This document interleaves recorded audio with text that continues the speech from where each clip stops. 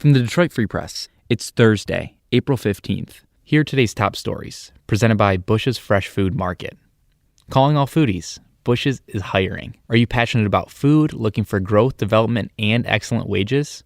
Come grow with Bush's and apply online at bushes.com/join our team. That's Bush's, BUSCHS.com/join our team. This is J.C. Reindl for the Detroit Free Press.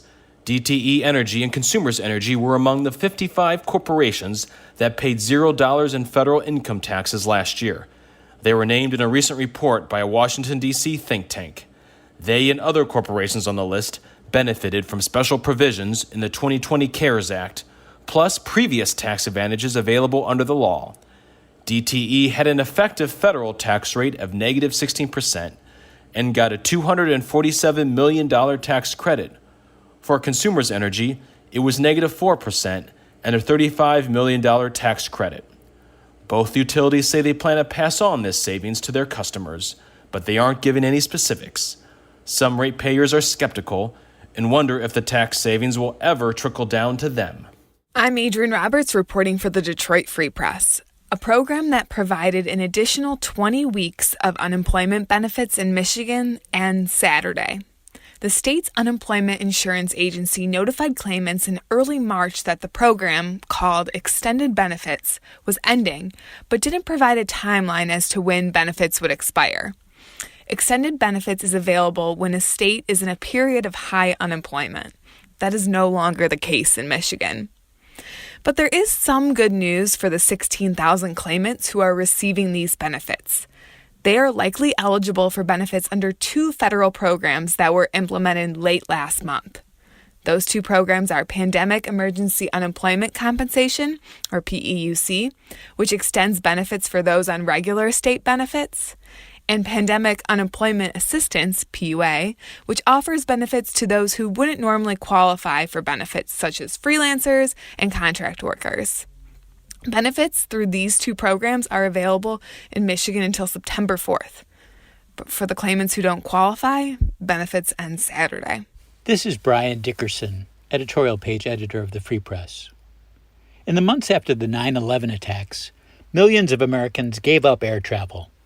They figured they'd be safer driving their own cars than flying in a jetliner filled with hundreds of strangers. But the sharp increase in the number of vehicle miles they drove was matched by a huge spike in traffic fatalities. Researchers estimate that in the 12 months after 9/11, 1,600 Americans lost their lives on the road trying to avoid the risk of flying. That's about 6 times the number of airline passengers killed in the attacks. Americans reluctant to vaccinate themselves may be repeating the same miscalculation. Like the motorists who unwittingly courted increased risks on the highway, these vaccine skeptics have got it exactly backwards. The odds that they will be sickened by the virus, or even die of it, are many times greater than the odds that they will be struck down by any vaccine side effect. I'm Andrew Hammond for the Free Press Sports Department.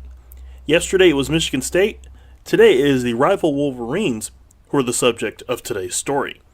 Eli Brooks, Michigan's captain and one of the more important pieces to the regional final run this year, he is coming back. Brooks returns to Ann Arbor for the 5th season by taking advantage of a free year of eligibility granted by the NCAA to winter athletes. Entering next season, Brooks will be one of the more experienced players in the country. Over a 4-year span, Brooks has played in 125 games for the Wolverines. There are comings and goings in Ann Arbor. Matt Dudek, Michigan football's director of recruiting, is leaving the program. Several outlets are reporting that Dudek could be headed to Mississippi State to take a job in the same role. In his time in Ann Arbor, Dudek helped put together classes ranked as high as 8th and as low as 22. Early in the offseason, head coach Jim Harbaugh overhauled his staff to help with retention rate, and it is highly believed that Dudek's replacement will soon take on that task. For more stories from the Detroit Free Press, be sure to check out freep.com. That's FREEP.com. If you're a fan and want to support our quality local journalism, subscribe. Go to freep.com/special offer.